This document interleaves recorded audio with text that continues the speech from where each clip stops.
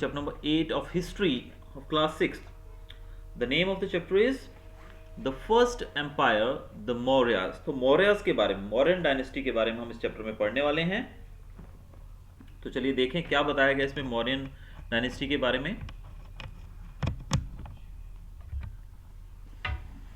First topic is Alexander's invasion. In 326 BCE, Alexander, the ruler of Macedonia in Greece, attacked northwestern India and defeated a number of republican states. The most famous of his battles was with Porus, whose kingdom lay between the rivers Jhelum and Chenab. Porus was defeated, but it is said that Alexander returned the kingdom to Porus. तो हम पॉरस के invasion के बारे में सबसे पहले जानेंगे कि पॉरस ने किस प्रकार से जो अपना जो एरिया इन्वेड करने का जो तरीका था, वो जो उनका यानी इन्वेजन मतलब होता है दूसरे की जगह पे कब्जा कर लेना, उसमें घुसकर उसको जीत लेना। तो अलेक्जेंडर ने क्या किया था? तो अलेक्जेंडर जो थे वो मैसेडोनिया के रूलर थे, ग्रीस के, और उन्होंने भारत में जब अटैक किया तो बहुत सारे छोटे बड़े राजाओं को डिफीट करके उनको हरा कर उनकी स्टेट्स पे कब्जा कर लिया। अब जो युद्ध उन्होंने लड़े थे उन सब में पॉरस के साथ जो उनकी लड़ाई थी वो बहुत ही ज़्यादा फेमस रही। और पॉरस जो था वो किंगडम था जो कि रिवर झेलम और चेनाब के बीच का जो पार्ट था, वो जो पूरा एरिया उसको कहा जाता था उस समय पॉरस के किंगडम के रूप में उसको जाना जाता था। तो पॉरस जब हार गए, लेकिन कहा जाता है कि अलेक्जेंडर ने पॉरस से वो जीतने के बाद भी उन्होंने उसका जो इलाका था उसको वापस कर दिया, इनकी किंगडम जो था वो रिटर्न कर दिया था। Alexander wanted to advance further and defeat the Nanda rulers of Magad, but his army refused to fight anymore. Alexander अभी आगे बढ़कर और अपने एरिया को एक्सपैंड करना चाहता था, और नंदा रूलर्स जो कि मगध जो उस समय का हमारा एक राज्य था, उस राज्य के राजा जो कि नंदा रूलर्स उस पर रूल करते थे, तो उसको भी वो जीतना चाहता था नंदास को हराकर। लेकिन अलेक्जेंडर की आर्मी ने आगे बढ़ने से मना कर दिया कि हम और ज़्यादा लड़ाइयाँ नहीं लड़ सकते हैं। They were probably homesick and tired of fighting. Before leaving, he appointed governors in India to look after the conquered territories. On his way back, Alexander died of an illness at Babylon in 323 BCE. अब army के refuse करने के बाद actual में army यानी कि वो बहुत लंबे चौड़े एक विश्व विजय अभियान पे निकला था अलेक्जेंडर। तो यानी कि कई सालों से हम कह सकते हैं कि उसकी जो सेना थी वो परिवार से दूर थी, अपने देश से दूर थी। ऐसे में वो सब लोग होम सिक फील कर रहे थे, यानी कि उनको भी घर की याद आ रही थी। सबके अंदर एक ऐसी कामना थी वो जल्द से जल्द अपने घर पहुंचें। इसी कारण से उन्होंने लड़ने से मना कर दिया, और उनकी बात को मानते हुए अलेक्जेंडर ने अपना जो विजय अभियान था वहीं पर ख़त्म किया और वापस अपने देश लौटने के लिए अपनी सेना को आदेश दिया। और जब वो वापस जा रहे थे उसी दौरान जो जगहों पर उन्होंने विजय हासिल की थी वहाँ पर उन्होंने गवर्नर्स यानी कि उस एरिया को गवर्न करने के लिए, उसको मैनेज करने के लिए गवर्नर्स को अपॉइंट किया। और जब वो वापस पहुंचे तो कहा जाता है कि वापस जाते वक्त रास्ते में लगभग 323 BC में वो बेबीलोन में जब पहुंचे तो उनकी मृत्यु हो गई बिकॉज ऑफ इलनेस। वो बीमार हो गए जिस कारण से उनकी मृत्यु हो गई। कहाँ पर? बेबीलोन में। कब? 323 BC में। तो ये चीज़ें आपको याद रखनी है कि उनकी मौत कहाँ हुई। Chandragupta Maurya and the Mauryan empire. तो हम यहाँ पर चंद्रगुप्त मौर्य और मौर्यन एम्पायर के बारे में पढ़ेंगे। Chandragupta Maurya was the founder of the Mauryan dynasty in India. Chandragupta Maurya को फाउंडर माना जाता है मौर्यन डायनेस्टी का भारत के अंदर। The empire sets up by him is the first and one of the greatest empires of ancient India. तो जो चंद्रगुप्त मौर्य ने जो मौर्यन डायनेस्टी का के जो राजा थे उन्होंने जो मौर्यन एम्पायर एस्टेब्लिश किया था, that was first and one of the greatest empires of ancient India, यानी कि प्राचीन भारत का एक बहुत ही बड़ा राज्य वो माना जाता है। The sources of information of the Mauryan periods are Indika by Megasthenes, Arthashastra by Kautilya, Mudra Rakshasa, a play by Vishakadatta, and The Rock and the Pillar Edicts of Ashoka. तो अभी हमें कहाँ से पता लगा कि मौर्यन एम्पायर जो था वो कैसा था, उस समय कैसे रूल होता था, ऐसी चीज़ों को हमें पता कैसे लगा? तो इसका जो सोर्स बताया गया है वो बताया गया है, जैसे कुछ किताबें लिखी गई थी। एक इंदिका नामक किताब लिखी गई थी मैगस्थनीज के द्वारा। अर्थशास्त्र जो थी उसको लिखा था कौटिल्य ने। और मुद्र राक्षस ये लिखा था विशाखा दत्ता के द्वारा। और इसके अलावा रॉक और आयरन पिलर्स जो रहते हैं उनके ऊपर अशोका ने जो भी बनाए हैं उनके द्वारा हमें उस काल के बारे में जानकारी मिलती है। Chandragupta Maurya was an ambitious and intelligent person with exceptional military abilities। अब राजा के बारे में बताया गया है चंद्रगुप्त मौर्य बहुत ही एम्बिशियस थे और बहुत ही इंटेलिजेंट थे, यानी कि वो अपने राज्य को बहुत ज़्यादा एक्सपैंड करना चाहते थे विद एक्सेप्शनल मिलिट्री एबिलिटीज, यानी कि उनकी मिलिट्री जो एबिलिटीज थी वो भी उनके अंदर बहुत ज़्यादा, यानी कि सक्षम मिलिट्री रूलर भी थे वो।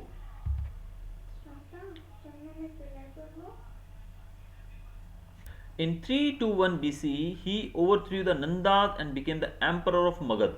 अब वो इतने ज़्यादा सक्षम रूलर थे चंद्रगुप्त मौर्य की 321 BC में उन्होंने मगध के राजा जो कि नंदा, जिनके बारे में हमने पीछे पढ़ा था कि अलेक्जेंडर भी इनको हराना चाहता था, उन्होंने उनको हराकर मगध पे कब्जा कर लिया, मगध पे अपना राज्य स्थापित कर लिया। He was helped and guided by his advisor Chanakya, also known as Kautilya, who was a wise Brahman scholar। अब उनकी इस विजय के अंदर उनको जो एडवाइस दी गई, जो भी मदद की गई, जो गाइडेंस दिया गया, वो थे उनके एडवाइजर, उनके सलाहकार, उनके मंत्री जो थी चाणक्य थे। चाणक्य जिनको हम कौटिल्य के नाम से भी जानते हैं, जो कि एक बहुत ही समझदार, बहुत ही बुद्धिमान ब्राह्मण विद्वान थे।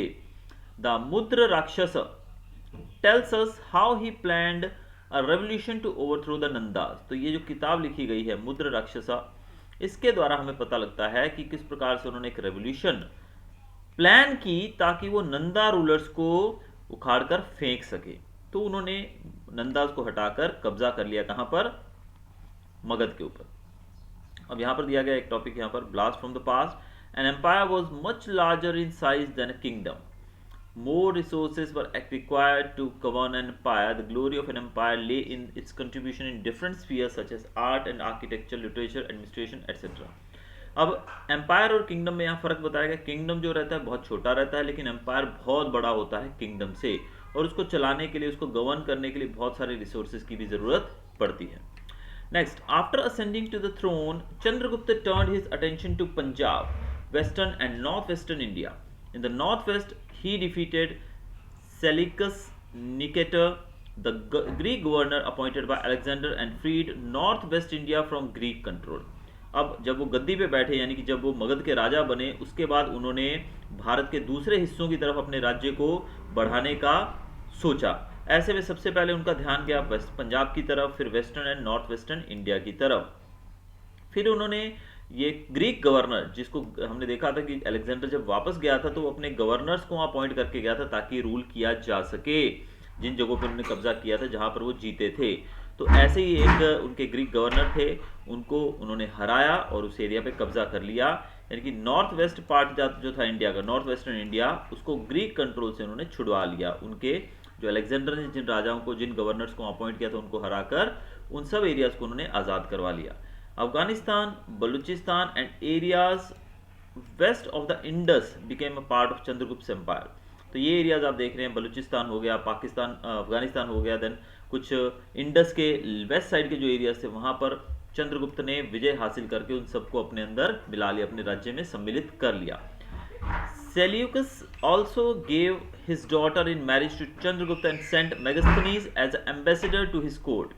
अब सेलिकस जो थे, जिनके बारे में हमने देखा, जिनको हराया अभी अभी, उन्होंने अपनी बेटी, अपनी पुत्री जो थी, उसको चंद्रगुप्त के राज्य में दिया, यानी कि उनकी शादी कर दी चंद्रगुप्त के साथ। और इवन मैगस्थनीज जो कि एक राइटर थे, जिनके बारे में हमने पीछे देखा, जिन्होंने एक किताब लिखी थी गीतिका, व्हाटएवर इट वाज, तो मैगस्थनीज ने वो किताब लिखी थी, उसको एम्बेसडर के तौर पे, एम्बेसडर आप जानते हैं कि यानी कि दूसरे राज्य का जो व्यक्ति हमारे राज्य में रहता है, दूसरी कंट्री का एम्बेसडर जिसको हम कहते हैं, जिसको हिंदी में राजदूत कहा जाता है, तो एक एम्बेसडर के तौर पे मैगस्थनीज को उन्होंने चंद्रगुप्त के कोर्ट में भेजा। Chandragupta conquered many territories in the south, stretching his empire beyond the Vindhyas up to Deccan। Chandragupta ने बहुत सारे दूसरे एरियाज में भी, दूसरे राज्यों पे भी कब्जा किया, जीत कर उनको साउथ की तरफ अपने विजय अभियान को बढ़ाया। जैसे कि विंध्याचल पर्वत जो है उसके पीछे का एरिया जो था, इवन डिक्कन प्लेटू तक का एरिया जो था, उसने जीत लिया।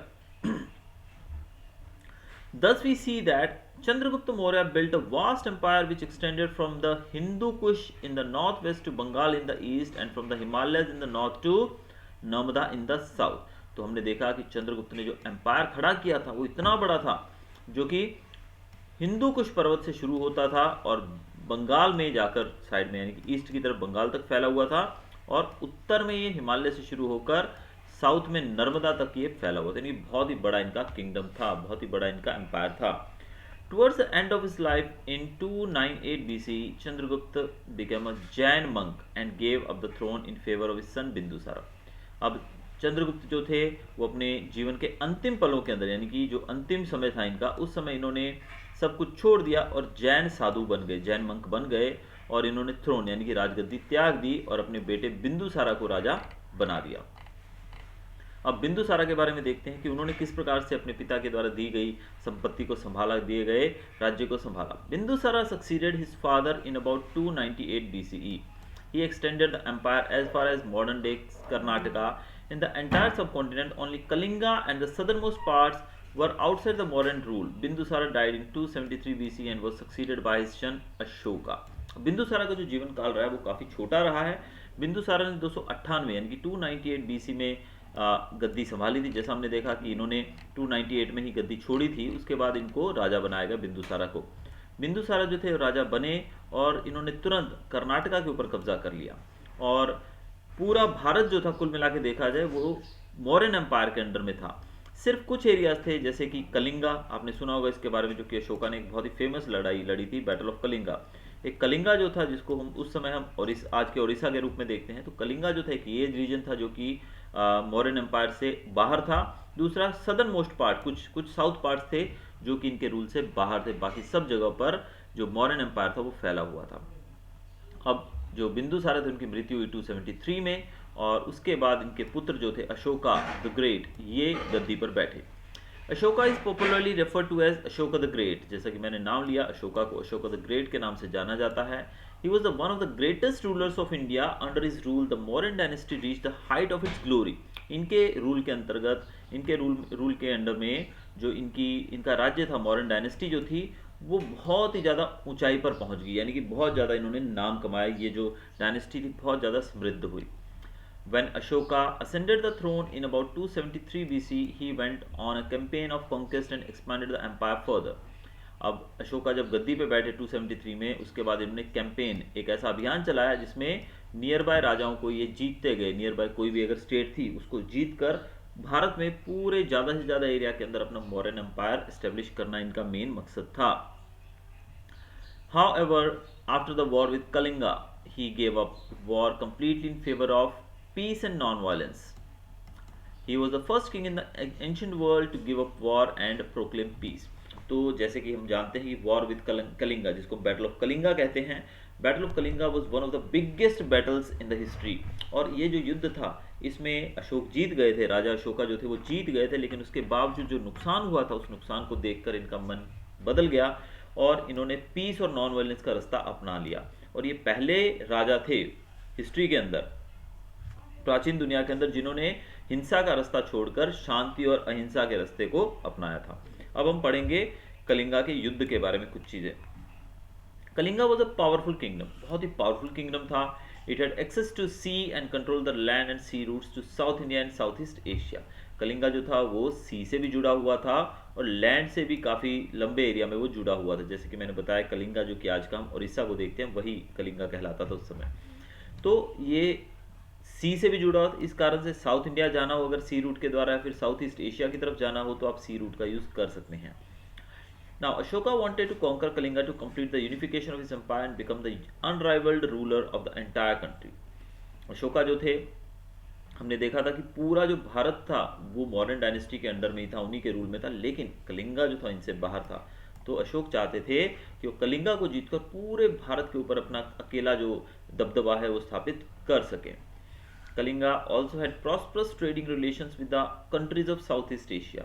और कलिंगा जो था उस एरिया का, उस राज्य का साउथ ईस्ट एशिया के दूसरे देशों के साथ बहुत ही अच्छा ट्रेडिंग रिलेशन भी था, यानी कि समृद्ध देश था, समृद्ध किंगडम था Kalinga.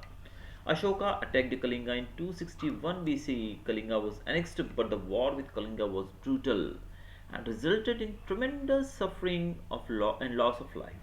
According to sources, hundreds of thousands of men, women, and children were killed.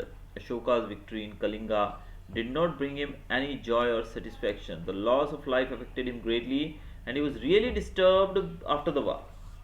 तो कहा जाता है कि अशोका जो थे उन्होंने 261 बीसी में अटैक किया कलिंगा पे और उसको जीत लिया। लेकिन जैसे युद्ध खत्म हुआ, युद्ध की जो ब्रुटेलिटी थी, जो इसका विध्वंस था, उसको देखकर वो बहुत ही ज़्यादा मूव हो गए। हम कह सकते हैं कि उनका हृदय परिवर्तन हुआ। इतने लोग इसमें मारे गए थे, कहा जाता है कि लाखों की संख्या में पुरुष, महिलाएं और बच्चे इसमें मारे गए थे। युद्ध खत्म हुआ, लेकिन अशोका इस युद्ध में जीत से बिल्कुल भी खुश, बिल्कुल भी सेटिस्फाइड नहीं थे। ये जो जान माल का जो नुकसान हुआ था, जब वो कहा जाता है कि जब वो युद्ध करने के बाद, युद्ध में जीतने के बाद जब वो युद्ध भूमि में पहुंचे तो उन्होंने चारों तरफ लाशें ही लाशें देखी। पुरुषों के पास उनकी विधवा औरतें लाशों के पास रोती हुई दिखाई दी, बच्चे अनाथ हो गए थे, वो रोते हुए दिखाई दे। तो ये सब चीज़ें देखकर उनका हृदय परिवर्तित हो गया। After conquering Kalinga, Ashoka gave up war and became a Buddhist. He was the first Indian king to rule over the whole of India, bearing the southernmost regions. अब इतनी ज़्यादा मतलब तबाही देखने के बाद जो अशोका थे उनका हृदय परिवर्तन हुआ और वो बुद्धिस्ट बन गए, यानी कि उन्होंने बौद्ध धर्म ग्रहण कर लिया। और वो भारत के पहले, एंशिएंट इंडिया के हम पहले किंग मान सकते हैं जिन्होंने पूरे देश पर रूल किया है, सिर्फ सदर्न मोस्ट पार्ट को छोड़कर। अब हम देखते हैं कि अशोका ने बुद्धिज्म जब लिया उसके बाद किस प्रकार से उन्होंने जीवन को जिया। Any problem Arnav? Now Ashoka and Buddhism. Ashoka was deeply influenced by the Buddhist principles of non-violence, compassion and peace, but he never forced it on his subjects. He respected all religions equally. Ashoka sent his son Mahendra and daughter Sanghamitra to Sri Lanka to spread the message of Buddhism. अब अशोका कलिंग के युद्ध के बाद अपने आप को Buddhism में उन्होंने कन्वर्ट कर लिया और बुद्धिस्ट धर्म का जो एक अहिंसा और प्यार और शांति का जो संदेश था वो बहुत ही ज़्यादा उनको भाया, बहुत ही ज़्यादा उससे वो प्रभावित हुए, इसलिए वो बुद्धिस्ट बन गए। लेकिन ऐसा नहीं है कि राजा, इतने बड़े एम्पायर का राजा जो था, जब वो बुद्धिज्म ग्रहण कर लेता है तो उसके बाद उसके सब्जेक्ट्स यानी कि उसकी जो प्रजा है प्रजा को उन्होंने बिल्कुल भी फोर्स नहीं किया कि आप बुद्धिज्म को ग्रहण करो। यानी कि उनकी प्रजा जो थी, दे वर फ्री टू रिस्पेक्ट और फॉलो एनी रिलीजन। तो इस प्रकार हमको पता लगता है कि राजा जो थे अशोका, वो कितने महान राजा थे कि वो हर एक रिलीजन को इक्वली रिस्पेक्ट देते थे। इवन उन्होंने बुद्धिज्म को स्प्रेड करने के लिए, बुद्धिज्म के प्रचार के लिए अपने पुत्र महेंद्र और उनकी बेटी जो थी संघमित्रा, इनको श्रीलंका भी भेजा ताकि वो वहां जाकर मैसेज पहुंचा सकें। He also sent learned scholars to far off places to spread Buddhism. He built a number of stupas and viharas for Buddhist monks. He held the third Buddhist council at Patliputra and visited all the places related to Buddha. इसके अलावा इन्होंने जो learned scholars यानी विद्वान लोग, जो बहुत ही पढ़े लिखे, बहुत ही वाइज लोग थे, उनको दूर दूर इलाकों में भेजा ताकि वो बुद्धिज्म का प्रचार कर सकें। इन्होंने बहुत सारे स्तूपास और विहारास बनाए, किसके लिए? बुद्धिस्ट मंक्स के लिए, बुद्धिस्ट साधुओं के लिए। इसके अलावा इन्होंने जो बुद्धिस्ट काउंसिल, जो इनकी मीटिंग होती है बुद्धिज्म से रिलेटेड लोगों की, इनकी थर्ड जो मीटिंग थी इनकी, उसको इन्होंने पाटलिपुत्र में आयोजित किया। इसके अलावा जितनी भी बुद्ध धर्म से रिलेटेड जगहें थी, होली प्लेसेस थी, उन सब में ये जाकर भी आए हैं। तो ये था हमारा आज का चैप्टर। तो एक और पार्ट इस चैप्टर का वेट करिएगा, नेक्स्ट वीडियो में आपको मिल जाएगा।